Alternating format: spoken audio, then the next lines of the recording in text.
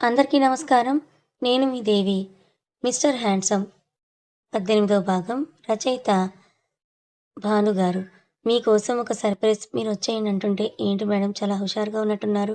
నా కోసం ఏమైనా స్పెషల్‌గా అరేంజ్ చేశావా? ఇలాంటివి నైట్ బావుంటుంది. పొద్దునంత బాగోదేమో అంటాడు టీజింగ్‌గా. మిమ్మల్ని సిగ్గులేదు. ఎప్పుడు అదేనా? తొందరగా రండి వెయిట్ చేస్తా అని కాల్ కట్ చేసి జై మాటలకి నవ్వుకుంటుంది. వస్తున్నారు డాడీ దగ్గరలోనే ఉన్నాడని చెప్తూ రూమ్‌లో నుంచి వస్తున్న మైథిలికి హాల్‌లో సీట్ చూసి నవ్వొస్తుంది. ఎందుకంటే విజ్జు వీపు నవీన్ గారి చేతిలో పచ్చడి పచ్చడి అయిపోతుంటే అంకుల్ అంకుల్ ప్లీజ్ కొట్టొద్దు అని అరుస్తూ ఉంటే పక్కన పగలబడి శాలిని నిలబడి నవ్వుతూ ఉంటుంది. వాళ్ళ డాడీ ఎందుకు కొడుతున్నారో మైథిలికి తెలుసు. ఆడపిల్ల జాగ్రత్తని మరీ మరీ చెప్పి పంపిస్తే నువ్వేం చెప్పావు నాకు? నేను చూసుకుంటా అంకుల్ మీరేం దిగులు పడకండి అని చెప్పావు. ఇదేనా చూసుకోవడం అంటే అని చెవులు పట్టుకొని పెట్టేస్తాడు. డాడీ డాడీ పాపం వదిలేయండి. వాళ్ళు పడుకున్నారు డాడీ. అప్పుడు అందుకే జరిగింది. వాళ్ళకి కూడా తెలీదు. నిన్నే తెలిసింది వదిలేయండి. ఇప్పుడు అంతా ఓకే కదా! ప్రాబ్లమ్ ఏం లేదని విజ్జుని కొడుతుంటే వాళ్ళ నాన్నని ఆపుతుంది. అయ్యో! కుర్రో ముర్రో అని ఆప్సోపాలు పడుతూ పైకి లేచి మైతూ టైంకి వచ్చి కాపాడావే బాబు! లేదంటే అంకుల్ చేతిలో నేనయిపోయేవాడిని. అదేదో అంటారు కదా! ఎంకి పెళ్లి సుబ్బి చావుకొచ్చిందన్నట్టుగా నీ పెళ్లి నా చావుకొచ్చిందే బాబు! అని నడుం పట్టుకొని నొప్పులతో కుంటుకుంటూ వెళ్లి సోఫాలో పడతాడు. విజ్జు పరిస్థితిని చూసి మైథిలికి నవ్వొచ్చింది. అట్ ది సేమ్ టైమ్ పాపం అని కూడా అనిపిచ్చింది. ఒసేయ్ అంకుల్ నన్ను కొడుతుంటే ఆపాల్సింది పోయి 32 పళ్ళేసుకొని అలా నవ్వుతావా? పాపిష్టిదానా! కాబోయే మొగుడికి కొడుతూ ఉంటే నవ్వేదాన్ని నిన్నే చూస్తున్నానే కళ్ళు పోతాయే అని శాలిని వైపే గు గుర్రుగా చూస్తూ వెళ్ళి వేడినీళ్ళు పెట్టు నాకు కాపడం పెడదువు గాని అని అంటాడు. నేనా? నేనేం పెట్టను. నువ్వే పెట్టుకో కావాలంటే వేడినీళ్ళు పెట్టిస్తా అంటుంది శాలిని. నువ్వు పెట్టకపోతే నీ బాబొచ్చి పెడతాడా? వెళ్ళు వెళ్ళి ఆ పని చూడు అని రూమ్‌లోకి వెళ్ళి బెడ్ మీద వెళ్ళకిలా పడిపోతాడు. పాపం డాడీ ఎందుకు కొట్టారు? మరి వాడిని నమ్మే కదా నిన్ను పంపించింది. నిన్ను కనిపెట్టుకొని ఉంటే ఇలా జరిగేదే కాదు కదా అంటారు. పోనీలే డాడీ అలా జరగాలని రాసిపెట్టుంది జరిగింది అంతే. ఇందులో ఎవరి తప్పు లేదు వదిలేయండి అని అంటుంది మైథిలి. అప్పుడే డోర్ బెల్ మోగేసరికి అదిగో మీ అల్లుడొచ్చినట్టున్నాడు అని అంటూ వెళ్ళి డోర్ ఓపెన్ చేస్తుంది. ఏంటి బుట్టబొమ్మ మొహం వెలిగిపోతోంది అంటూ మైథిలి భుజం చుట్టూ చెయ్యేసి లోపలికొస్తుంటే జై చెయ్యి తీసి అటు చూడండి అని కళ్ళతో సైగ చేస్తుంది. ఏంటన్నట్టుగా జై తల తిప్పి నవీన్ గారి వైపు చూసి మళ్ళీ మైథిలి వైపు తిరిగి ఎవరు అన్నట్టు కళ్ళెగరేస్తారు. డాడీ అని పెదాలు మాత్రమే కదిపి సౌండ్ రాకుండా చెప్తుంది. ఓహ్! అవునా! అని మైథిలిని వదిలి నవీన్ గారి ముందుకు వెళ్లి హాయ్ అంకుల్ అని ఆయన కాళ్ళకి నమస్కారం పెట్టడానికి కిందకి వంగుతూ ఉంటే జై భుజాలు పట్టుకొని పైకి లేపి పెద్ద పెద్ద కళ్ళతో జై వైపే చూస్తూ జై మొహాన్ని తడుముతూ నీ పేరు జయవర్ధన్ చక్రవర్తి కదా!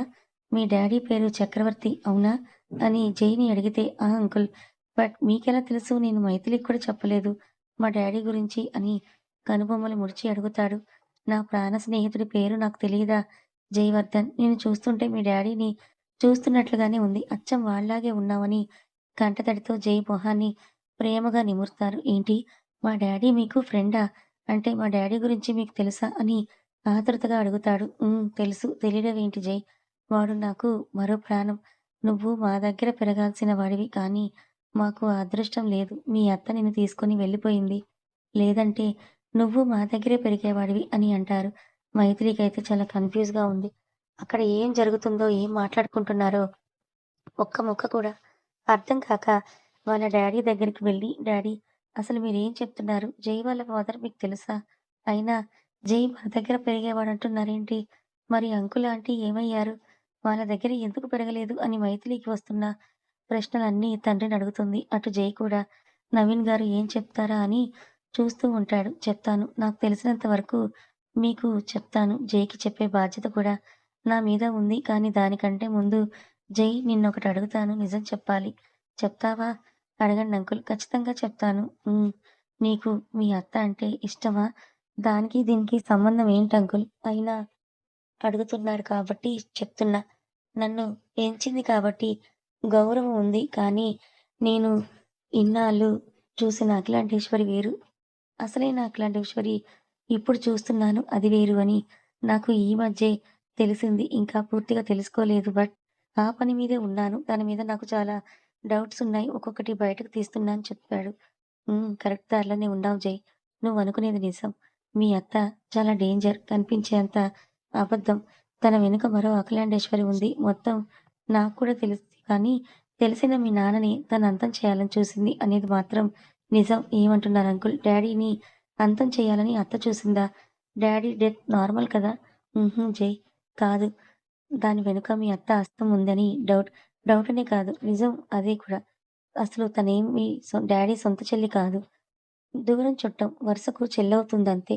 ఎవరూ లేరని మీ తాతయ్య తీసుకొచ్చి ఇంట్లో పెట్టి, ఇంట్లో వాళ్ళతో సమానంగా చూశారు. కానీ ఏదో అంటారు చూడు, తిన్నింటి వాసాలు లెక్కపెట్టడం అంటే, అదిగో ఆ కోవకే చెందుతుంది ఆవిడ. నీకు మీ డ్యాడీ గురించి చాలా విషయాలు తెలీదు కదా! నీకు ఊహ తెలియని వయసులోనే మీ డ్యాడీ నీకు దూరమయ్యాడు. అందుకే నీకు ఏ విషయాలు తెలియవు. మీ నానమ్మ, తాతయ్యలకి ఒక్కడే కొడుకు మీ డ్యాడీ. అది కూడా చాలా సంవత్సరాల తర్వాత పుట్టాడు. అందుకే వాడంటే వాళ్ళకి ప్రాణం. మీ డ్యాడీ నేను కాలేజ్ ఫ్రెండ్. కాలేజ్ టాపర్ మీ డ్యాడీ. చాలా బాగా చదివేవాడు. ఎప్పుడూ ఊరికి ఏదో చెయ్యాలని తపన పడేవాడు. అనుకున్నట్లే చదువయిపోగానే మీ ఊరిలో ఒక చిన్న స్టార్టప్ లాగా చిన్న కంపెనీ స్టార్ట్ చేశాడు. అది చాలా మందికి ఉపాధినిచ్చింది. అది చూసే నేను కూడా మా ఊరి ప్రజలకి యూజ్ అవుతుందని నేను కూడా ఒక కంపెనీ పెట్టాను. ఇద్దరం వారంలో ఒక్కరోజైనా కలిసేవాళ్ళం. వాడిని చూడకపోతే నాకు ఏదోలా ఉండేది. ఎప్పట్లా ఆ రోజు కూడా వాళ్ళ ఇంటికి వెళ్ళేసరికి మీ నానమ్మ, తాతయ్య చాలా డల్‌గా ఉన్నారు. ఏమైందో అర్థం కాలేదు. మీ డ్యాడీ కూడా ఇంట్లో కనిపించలేదు. మీ తాతయ్య దగ్గరికి వెళ్లి విషయం అడిగితే తెలిసింది ఏంటంటే, మీ డ్యాడీ జాతకంలో దోషం ఉంది. తనకు సరిపోయే జాతకం గల అమ్మాయికి ఇచ్చి పెళ్లి చేస్తేనే దోషం పోతుంది అని మీ కులగురువు చెప్పారంట. అదే విషయం మీ డ్యాడీకి చెప్తే, అలాంటివి నేను నమ్మను. నాకలాంటి వాటి మీద నమ్మకం లేదని కొట్టి పడేశాడు. ఇక కొడుకు మాటకి ఎదురు చెప్పలేక వాళ్ళు కూడా సైలెంట్‌గానే ఉన్నారు. కానీ ఒకరోజు మీ డ్యాడీకి హెల్త్ అప్సెట్ అయింది. అనుకోకుండా ఇలా జరిగేసరికి ఆ జాతకం దోషం వల్లే ఇలా జరిగింది. ఇప్పుడు నా మాట విను. మేము చూపించిన అమ్మాయినే పెళ్లి చేసుకోవాలని మీ తాతయ్య మీ డ్యాడీ దగ్గర ఒట్టు వేయించుకున్నాడు. అలా చేయడం మీ తాతయ్యకి కూడా ఇష్టం లేదు. కానీ కొడుకు ఎక్కడ దూరమవుతాడో అన్న భయం వాళ్ళ చేత అలా చేయించింది. అలా మీ డ్యాడీ జాతకానికి సెట్ అయ్యే అమ్మాయినదే మీ అమ్మ వసుమతం తెచ్చి మీ కులగురువు చెప్పినట్టు ఎక్కడైతే మీ పెళ్లి జరిగిందో అదే అడవిలో ఆ అమ్మవారి ముందు వాళ్ళ పెళ్లి కూడా జరిపించారు. పెళ్ళయ్యాక మీ డ్యాడీ హెల్త్ కూడా మొత్తం క్యూర్ అయిపోయింది.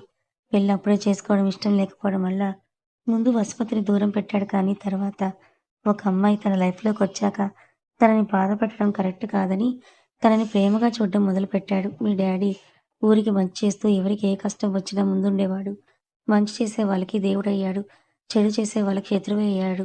ఊర్లో పెట్టిన కంపెనీ మంచి లాభాలు తెచ్చిపెట్టి మరెన్నో కంపెనీలు స్థాపించాడు. ఆస్తులు పెరిగినట్టుగా శత్రువులు కూడా పెరిగారు. కానీ మీ డ్యాడీ ఎవరికీ భయపడేవాడు కాదు. ఎవరైనా మీ డ్యాడీని చూసి భయపడాల్సిందే. వాళ్ళ పెళ్లి జరిగిన 4 ఏళ్లకి నువ్వు పుట్టావు. అంతా బావుంది. హ్యాపీగా ఉందంతా అనుకున్న టైంలో అడుగుపెట్టింది అఖిలాండేశ్వరి. వాళ్ళది కూటికి దిక్కులేని కుటుంబం. దూరపు చుట్టం ఒంటరిగా ఆడపిల్ల ఎలా ఉంటుందని మీ తాత ఇంటికి తీసుకొచ్చాడు. తనకి ఒక అన్న కూడా ఉన్నాడు. ఇంట్లో ఏ ముహూర్తంలో అడుగుపెట్టారో తెలియదు కానీ, మీ ఇంట్లో చిన్న చిన్న గొడవలు మొదలయ్యాయి. మీ డ్యాడీకి, మీ మమ్మీకి మధ్యలో కూడా చిన్న చిన్నగా ఉన్న గొడవలు కాస్త పెద్దవయ్యాయి. మీ డ్యాడీని అనుమానంగా చూడడం, చిన్న చిన్న వాటికే గొడవ పడడంతో మీ డ్యాడీ చాలా స్ట్రగుల్ అయ్యారు. ఏమైందని అడగాలనుకున్న భార్యాభర్త గొడవల్లో దూరడం పద్ధతి కాదని నేను కూడా అడగలేకపోయాను. ఇంట్లో గొడవలకి మీ తాతయ్య చనిపోయారు. మీ తాతయ్య దూరం అవ్వడంతో మీ నాని కూడా బాగా క్షీణించిపోయింది. మీ అమ్మ ఆడిందే ఆట, పాడిందే పాటయిపోయింది. ఇంట్లో పెత్తనం మీ అమ్మదే అయింది. మీ అమ్మ మళ్ళీ ప్రెగ్నెంట్ అయింది. అది తెలిసినప్పటి నుంచి మీ డ్యాడీ ఇంకా డల్ అయిపోయాడు. ఎవరితో మాట్లాడకుండా తనలో తనే దేని గురించో సతమతమవుతూ ఉండేవాడు. ఎంత అడిగినా చెప్పలేదు. అలా ఒకరోజు రాత్రి మీ డ్యాడీ నాకు కాల్ చేసి తొందరగా ఇంటికి రా అని చెప్పారు. ఆ చెప్పేటప్పుడు తన వాయిస్ బట్టి ఏదో ప్రాబ్లమ్‌లో ఉన్నారని అర్థమయింది. అందుకే వెంటనే నేను బయలుదేరి వెళ్ళాను. నేను వెళ్ళేటప్పటికే ఇంట్లో ఎవరూ లేరు. మీ అమ్మ కూడా ఇంట్లో లేదు. నువ్వు మాత్రం రూమ్‌లో పడుకొనున్నావు.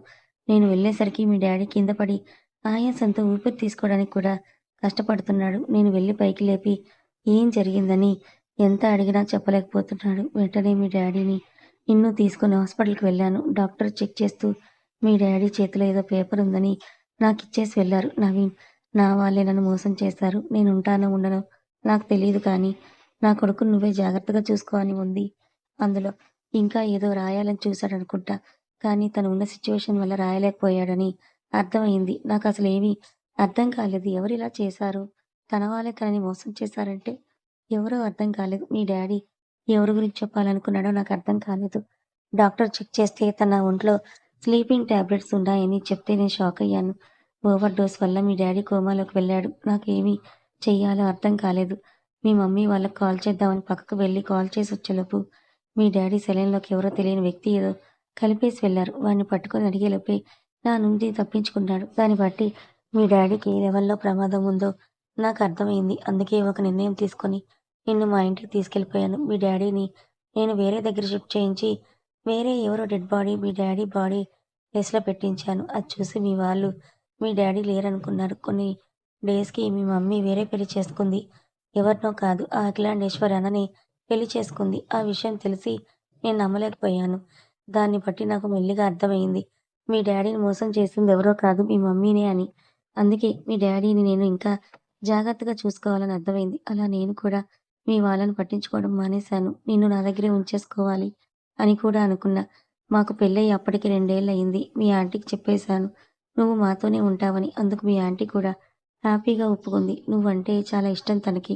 నిన్ను కూడా మహావీర్‌తో సమానంగా చూసుకునేది. నాకిద్దరు పిల్లలని చెప్పుకునేది ఎవరైనా అడిగితే. అలా రోజులు గడుస్తున్నాయి. ఒకరోజు మీ అత్త మా ఇంటికొచ్చింది. నిన్ను వాళ్ళతో పంపించమని అడిగింది కానీ, నేను దానికి ఒప్పుకోలేదు. నా స్నేహితుడికి మాటిచ్చాను. జై మాతోనే ఉంటాడు. పంపించడం కుదరదు అని గట్టిగా చెప్పేసరికి వెళ్ళిపోయారు కానీ కొన్ని రోజులకి కోర్టు నుంచి మాకు నోటీసులు పంపించారు. నీ పేరు మీద ఉన్న ఆస్తి కోసం మేము నిన్ను మా దగ్గర పెంచుకుంటున్నామని కోర్టుకి నమ్మించారు. కోర్టుకి వెళ్తే బిడ్డ తల్లి దగ్గర మాత్రమే ఉండాలని తీర్పు చెప్పింది. నీ కోసం చాలానే ఫైట్ చేశాం. బట్ నిన్ను మా దగ్గర ఉంచుకోవడానికి కోర్టు ఒప్పుకోలేదు. నిన్ను మీ వాళ్ళకి అప్పగించక తప్పలేదు. మీ ఆంటీ అయితే నువ్వు లేక జ్వరం కూడా తెచ్చుకుంది. నువ్వు మాకంతా అలవాటైపోయావు. చాలా డేస్ పట్టింది నీ జ్ఞాపకాల నుంచి బయటపడ్డానికి. మైథిలి వచ్చాక కొంచెం సెట్ అయ్యాం. నీ గురించి మళ్ళీ ఎక్కడ వస్తాము అని చెప్పి నిన్ను మాకు దూరంగా తీసుకెళ్ళిపోయారు. నీ గురించి చాలా డేస్ ఎంక్వైరీ కూడా చేయించాను. నువ్వు సేఫ్‌గా ఉన్నావని మాత్రం తెలుసు. ఎందుకంటే నిన్ను సేఫ్‌గా ఉంచితేనే వాళ్ళకి ఆస్తి దక్కుతుంది కనుక.